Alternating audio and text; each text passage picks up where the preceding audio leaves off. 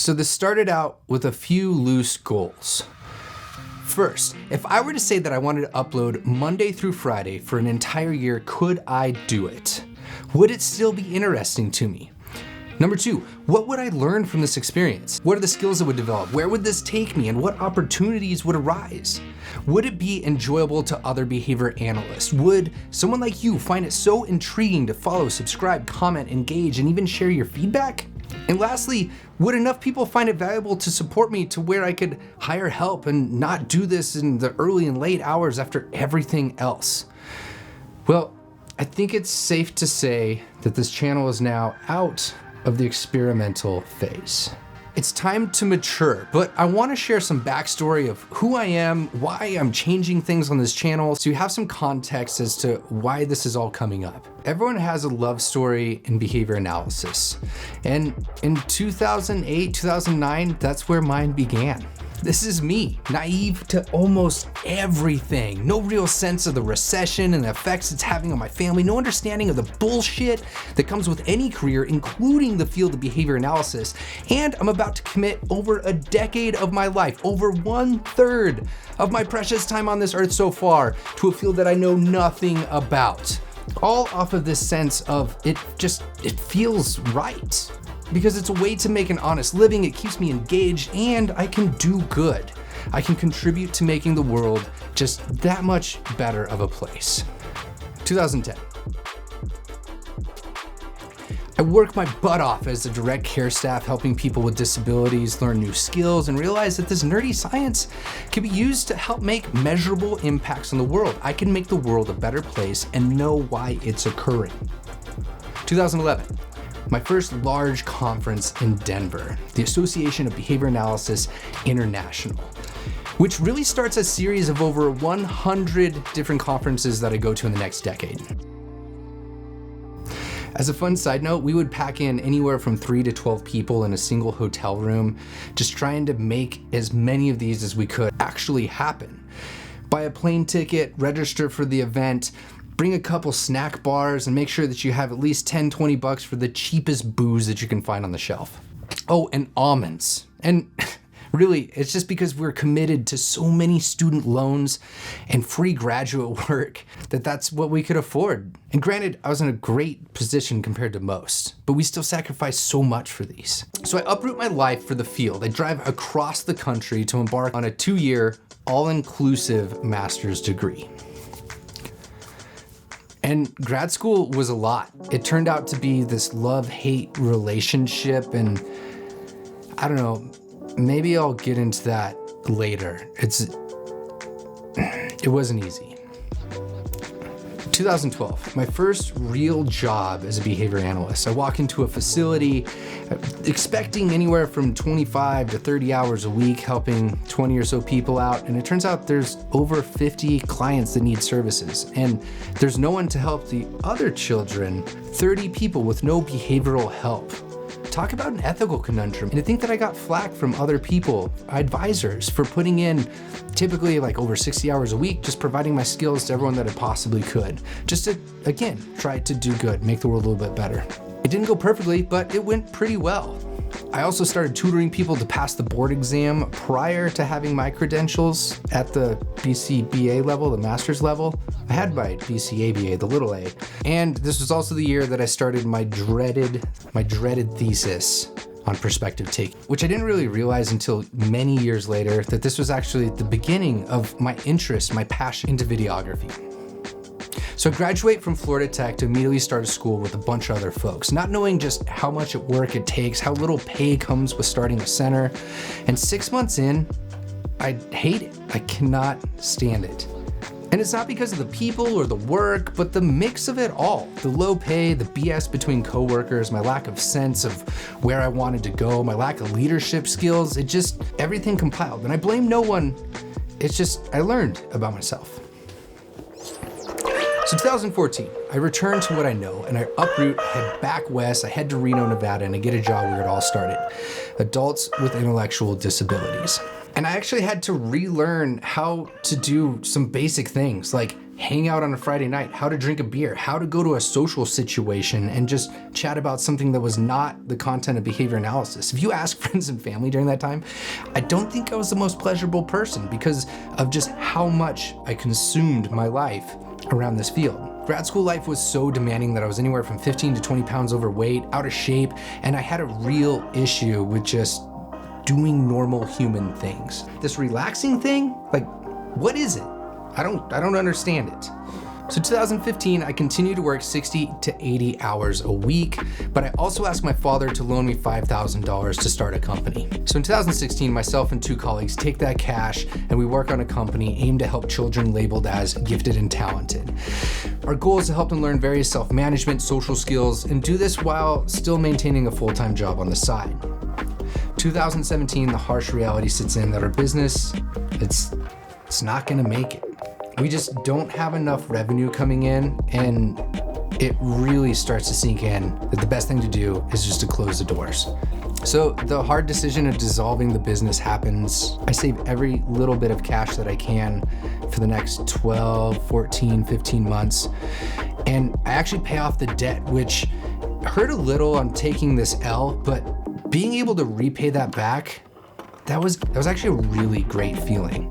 So I decided to rethink things again. And this is actually when I got interested in the internet video world, a world where your ideas, your passion, your story can come to life. All you have to do is pick up a camera and put in the work. So that's what I do. I pick up a camera during my day-to-day as a behavior analyst. So 2018, I find myself in a spot where I'm just goofing around and not really committed to the uploading process. I'm not sharing anything. So I figured that I'd put my money where my mouth is. I would make a public commitment, this channel, and release something daily. And as you could probably guess, the Daily BA is born. It's not daily, but it's alive at least.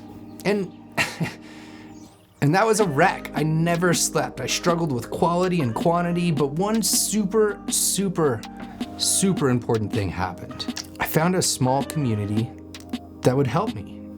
They supported me by watching, they supported me by commenting, and they supported me by becoming a patron, offering up a small amount of their income, despite their situations, their circumstances, because of the belief in this vision of a better living through behavioral science, making the world a better place in ways that we actually understand, we can replicate, and we can pass on. So where does that leave us?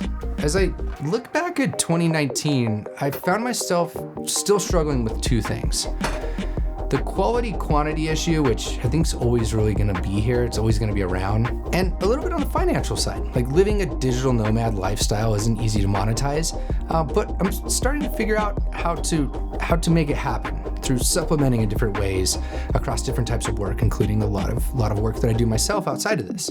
And so again, I decided it was time to spend my cash on the things that I'm really passionate about. And I reinvested into a couple courses to really sharpen the skills that I need. File management, editing, the business, accounting, filming, and while I'm not perfect at any of it, I'm ready for the next thing. I've neglected a lot on the uploading process and the creation process while I've been working that out. There's a lot. See, I shared this a while ago, but in 2018, not counting my time at all, just hard up expenses to be able to create content, it was about $19,000 to be able to make this happen. And in 2019, that pushed up to $30,000. That's just getting places, getting the gear, being able to get somewhere and create the video. But 2020, I have some exciting things coming this year.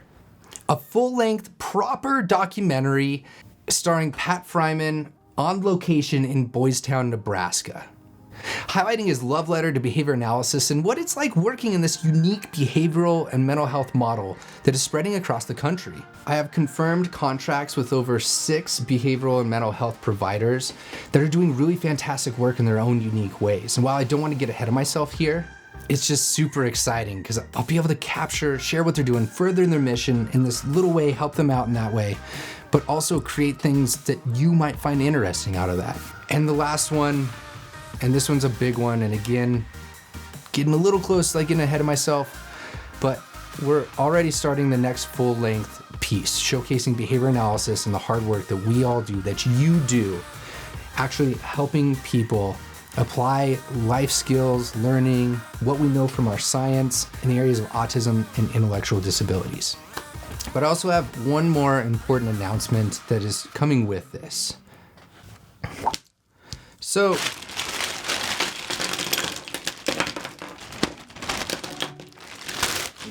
the field that I love so much, the science of behavior that has helped millions of people live a better life, the science that I fell in love with. It's always going to be my foundation, but I don't believe that it alone is the only solution or player that sits at the table. And I mean, there's business people, user experience designers, engineers, speech pathologists, case managers, psychiatrists, marriage and family therapists.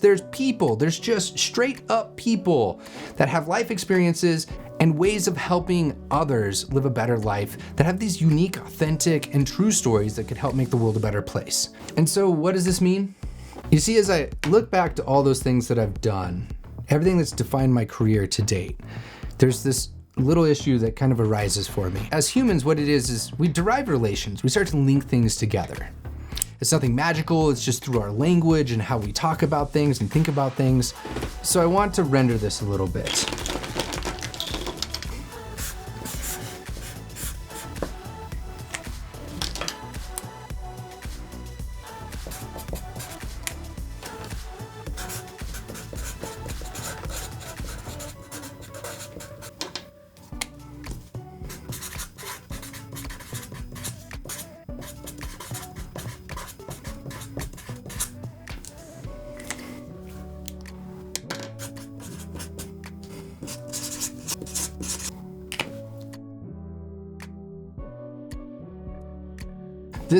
This is my rendering of the phenomena. You see, in the center here, this is me, and there's certain things that start to become your professional identity. So, for example, I kind of started under this like academic through being a student. So this is kind of something that starts to slowly be, equated with who I am. At the same time, I start to do this sort of work, helping other people out. That kind of links up. I start to volunteer for different organizations. One of the first ones was the Nevada Association of Behavior Analysis. Volunteered some time, was able to go in, listen, try to understand what they were talking about, but again, start to become this volunteer of a sort. I read a lot of research, consume a lot of different research. I start to be known as someone that just reads a lot. Become this science enthusiast, which as these all really are developing, I'm also become this really big voicer of opinion. I still do that sometimes to my own detriment.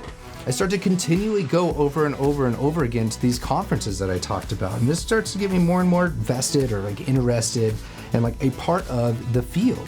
I work and I get my credential, this thing that allows you to essentially be labeled as meeting the minimum qualifications to be able to provide services and help make the world a better place, essentially. And this becomes a big part of my identity. As I start to host events and provide continuing education credits, I start to go to all these events, help others create and content. This videographer realm kind of comes in where I start working with others and helping them actually do these sort of things too, like providing that continuing education because they're a vested member. As we talked about, there's the business owner, the podcaster realm, these all connect up too. So this phenomenon of language starting to have us essentially equate these sort of things with our identity, this is my rendering of it. This is kind of who I start to be, how I start to feel. This is like myself and really the content of who I am. This is my professional identity. And all of those things that I talk about as a result of engaging in them start to alter who I am. So your sense of self starts to change as a result of the things that you've done, the things that you've associated with. So for me, behavior analysis is all of these things. It's all of these things. And while they made me who I am, if I focus on too many of them too much, they just kind of get in the way. So for example, just this week, our governing board that allows for this one to really me to claim to be this, laid down a huge change that it's really affecting behavior analysts worldwide. And it was that quick. It's going to alter the way in which our field's shared, the ways in which professionals are trained, and potentially how everybody's respected as well. And most certainly the way in which people who receive services are going to be treated. And this, all of these, that was just an example, but this, like all of these, they're all things that I could potentially focus on. But to be honest, it puts me in such a tough place. Like, do I really want to be associated with all of these sort of things? I mean, I built it, no fault to anybody, but what do I want my identity to be a part of? And is it with these forever? And that's where the answer is yes, but to an extent. And it's time to kind of reshift and readjust these things a bit. Some I can impact, some are my issues, but some are other people's issues. And there's other folks that need to work on those. I don't mind being tapped in and working on them when I can, but there's some degree of focusing on some of these that have gotten nowhere for a while. And well, when the data says change, it's time to change. So this has been hard to articulate. I don't really want to have these issues consume my life is what I'm trying to say. And I'll contribute when asked, but some topics make me feel like I'm just working my ass off and getting absolutely nowhere.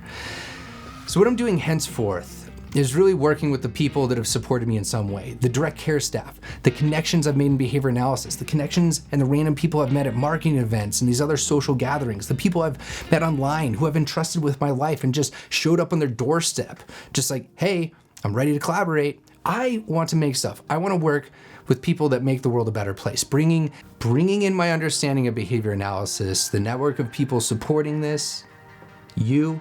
So in a way, I want to kind of rebuild my identity, my network, and this channel.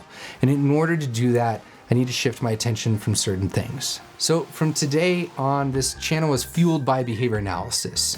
It's not about the jargon. It's not about who did what. Those can be found by following other entities that do that sort of stuff, that are responsible for those sort of things. And I've linked some of my personal favorites down below. Welcome to the new Daily BA. I really hope that you like what's coming.